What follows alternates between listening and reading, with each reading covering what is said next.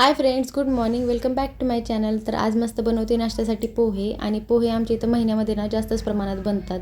दुसऱ्या म्हणजे ऑप्शनमध्ये तर पोहे जास्त बनतात, कारण की आवडतात पण आणि क्विक पण असतात. तर झालेले आहे बघा मस्त पोहे बनवून. आता देते ह्यांना नाश्ता करण्यासाठी.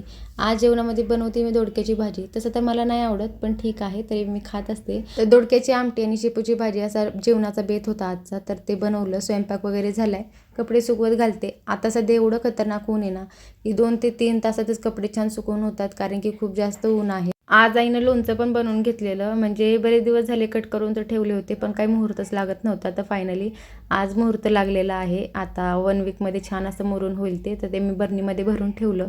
आज मी वेळ काढून आहे ना कपाट आवरायचं ठरवले. खूप दिवसापासून झालं की मला कपाट आवरायचंच होतं, कारण की कपडे खूप अस्ताव्यस्त झाले, सापडत नव्हते काही त्यामुळे ठरवलं की आज कसं आहे वेळ काढून हे सगळं कंप्लीट करायचं. तर मी काय केलं, काही दुपारी आवरलं.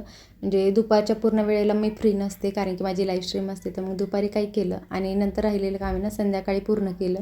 म्हणजे 2 सेक्शनमध्ये अशी माझी कामं झाली आहेत. भरपूर वेळ लागला, कारण की वन साईडलाच एवढा वेळ लागलेला आहे. बाकीच्या बाजूच्या साईडचं आहे म्हणजे ह्यांचं जे कपाट आहे ते मी नंतर कधी आवरेल, कारण हेच आवरायला मला बाहेर अंधार पडला आहे, बघू शकता तुम्ही. तर हे मी सध्या ना 8 वाजता करते आहे, म्हणजे खूप उशीर झालेला. तर मी बाहेर म्हणजे स्वयंपाक वगैरे करून नंतर परत एकदा ह्या कामाला लागली होती.